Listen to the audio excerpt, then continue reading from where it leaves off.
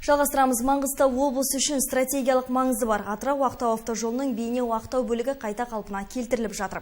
Бұл мәселені аймақ басшысы Алик Айдарбаевтың өзі қадағалайтын болады.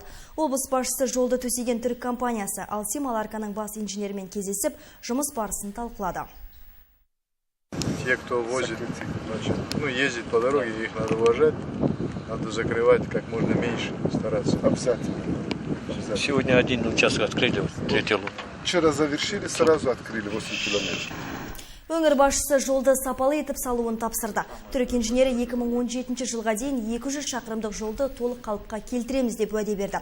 Дегенмен жолдың неден бүлінгені әлі белгісіз. Естеріңізге сала кетсек, республикалық маңызды тас жолдың Ақтаудан Бейнеуге дейінгі тармағы 2014 жылы пайдалануға берілген болатын. Көп ұзамай күн қатты ысыған кезде жолдың кейбір бөлігі ісініп, көлік жүру мүмкін болмай қалды. Сондықтан қайта қалпына келтіру жұмыстары жүргізілуде. Шығынды олқылық жіберген бас мердігер өз міндетіне алған.